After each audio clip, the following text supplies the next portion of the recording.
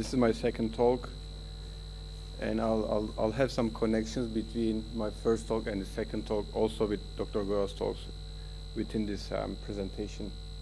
So, when we have the pathological changes, it might result in the abnormal transmission of load across the end plates. We already know that.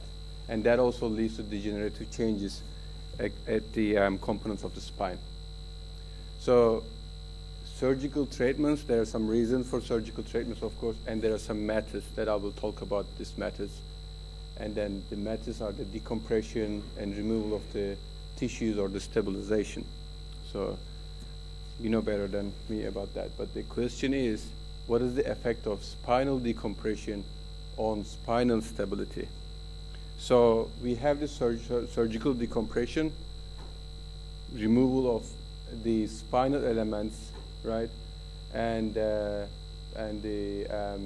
impedes the spinal cord or nerve root due to the spinal disorders or degenerative changes. So we have the surgical decompression that has to be done, and that the goal of the decompression is to relieve the pain, basically, and prevent the neurological problems. So the big question is, how much decompression can induce the hypermobility? So how much actually instability that we're creating during the surgery? So this is the surgeon's job to decide what kind of decompression method that he's going to use, and then how come it's going to relocate the instability of the spine by having those surgical things. So that's where we come in to the game, actually, is we do some biomechanical studies to see the effect of the decompression on the spinal motion. So a little bit of background, load transmission. The abnormal patterns of load transmission are recognized as principal cause of osteoarthritis, changes in the joint, as well as in the spine as well. So dynamic stabilization is actually, when we look at the dynamic stabilization system, is actually response to that problem very well. So as I told you in my first talk, that the disc has got isotropic material properties which transmit the load uniformly across the end plate, so that we don't have any problem during the daily activities at the intervertebral discs. And we know that the disc is actually accompanying the compressive load pretty well and transmit the loads to the adjacent vertebra, and we don't have any problem. However, when we have the disc degeneration, then the load transmission and the distribution of the load at the end plate changes. So when the load transmission changes, then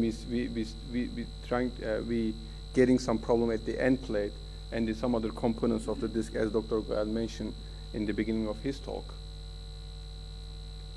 So the pattern of loading rather than the absolute level of loading is important, because we are not actually looking at the load distribution or the loading parameters to define the failure mechanisms, but the failure mechanism can be described by looking at the stress distribution according to those certain loading. So the pattern of loading is important, how to apply the load, and the response from the and then after the surgical methods, that altering the load transmission is important, right? So the benefit could be accomplished without the elimination of movement.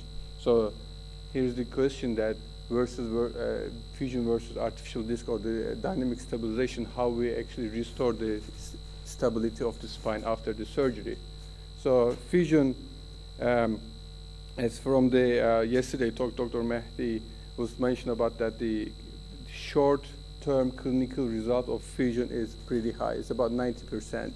So the relief pain and the patient will be better right after surgery. But when we look at the long-term problems of the fusion, we are seeing one of the major concern is adjacent level degeneration, and the artificial disc comes to the play in this case. It might address the adjacent level degeneration. So there are some, of course, the advantages of general dynamic stabilization. So we are basically limiting the motion, but give some motion to the segment, the unstable segment, so that we can have some better load transmission at the treated level. So let's have a look at the total disc replacement. It's the most advanced dynamic stabilization system, and I'm going to give you some example in terms of biomechanics of the total disc replacement by saying something about the real biomechanical experiments. So there are some also criteria for the disc replacement. The clinical criteria includes pain relief, functional recovery, lower mobility than the spinal fusion, shorter recuperation, and ease of implantation and revision. And there are also some biomechanical criteria. Those include preservation of motion in compression, bending, and compression torsion, shock absorption, relief of abdominal stresses within the adjacent to the motion segment, stability, and alignment. So these are the criteria for biomechanical and clinical. And the objective of clinical and the biomechanical objectives is actually addressing those clinical and biomechanical criteria. So this is one study of Dr. Goyal's done in 2005.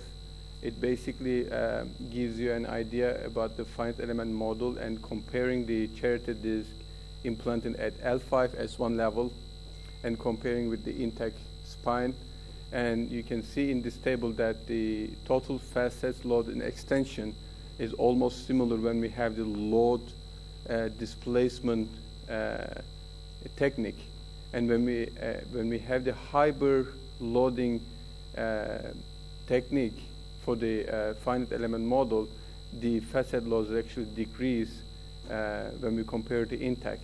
I will talk about the loading technique and the hybrid loading techniques, the hybrid approach. And the conclusion that what we are seeing in terms of the displacement or the range of motion at the segment, we are seeing almost similar range of motion when we have the charity disc at L5 S1 level compared to intact. This is another study comparing the fusion with the artificial disc. This might actually answer Dr. Özer's question in the beginning. There are 4 cases, intact, one with the load transduce. What's that? This is just the cage or the load cell. Okay, we insert the load cell in between the segments, and we have the load cell plus the anterior fixation device, which is the plate, and the last case we have the intervertebral disc, and we just basically compare the range of motion when we have those loading scenarios. And what we see basically when we have the anterior fixation with the load cell acting like a cage in between the vertebrae, we are seeing really less motion compared to other parameters. This graph shows the index level range of motion, and this graph shows the adjacent level, one below the index level. And we don't see much changes at the index level in terms of range of motion, but the range of motion decreased quite a bit when we have extensive fusion. This is the disc that we developed with Dr. Özer at Koç University, and I'm just going to show you some of the biomechanical studies that we have done on this to get it in the market. And this is the TÜBİTAK funding project, and we've done some mechanical testing and cadaver testing, and we have the patent in Europe and the United States. So this picture shows you, just to give you an idea what we have done in terms of the mechanical testing. We have done some static testing, and this is explaining how we do it. We use 6 cervical disc replacement under the axial compression load, and then test was conducted in displacement control at the rate of 5 millimeters per minute, and then the load applied until they reach to 2,000 Newton, and load and displacement data was collected using the MTS software. Those static and dynamic testings are according to the ASTM and ISO standards for sure. And these are the graphs that we gathered from the MTS machine and the damaged disc that you can see it on the pictures. This is the shear compression, and this is the static compression test results. We get it from the MTS machine. So go back to biomechanical properties of the disc. We definitely have some center of rotation differences during the normal motion, of the segments. So the segment is not really basically making the pure rotation, but it also translates a bit due to the nucleus properties. So because of that, we have a different center of rotation. The center of rotation changes during the flexion, extension, the other motion segments. So we expect the intervertebral disc to accommodate these properties of the segments.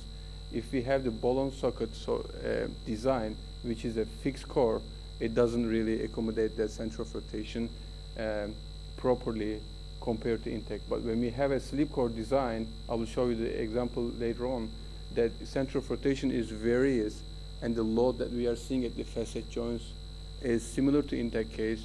Also, the range of motion that we are seeing after this, the implantation of the slip core design is altered according to the intake spine.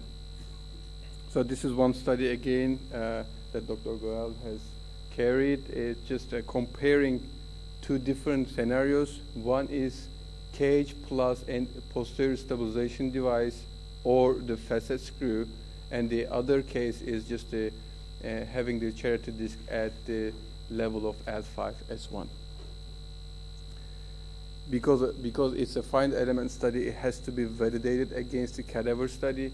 So these graphs just show the general idea how we basically validate the finite element study to be able to look at the other engineering parameters.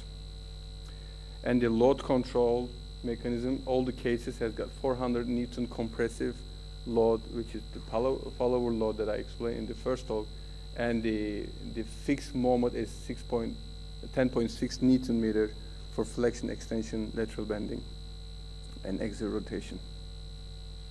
And same study carried with the hybrid protocol. The idea behind that hybrid protocol is basically moments vary due to achieve same motion for the altered cases. So we're trying to achieve the same range of motion with the treated segment, applying more loading, and then see the results. So instead of having 10.6 Newton meter for all the cases, we basically alter the loading cases according to the range of motion that we are seeing at the intake levels. So of course the parameters are changing and results are changing. For flexion, we have charity disc and we have cage with posterior stabilization, cage with pedicle screw. And as we can see, in overall range of motion, the range of motion is a little bit higher or close to intake spine when we have the charity disc as a treatment. And the motion actually reduces, especially at the index level when we have the fusion stabilization system, which is not really desirable situation because it alters the load transmission and then creates more problem later on for the long-term stability. For extension, it is the same issue, and index level we have a larger range of motion for the charity case, and we have almost zero motion for the fixation devices. So for the hybrid approach, when we look at the hybrid approach results, which is different than the result that I showed you in the previous slides, that the angular displacement at the overall L3-S1 level, we have a similar basically range of motion, and at the index level also we have similar to the intake spine.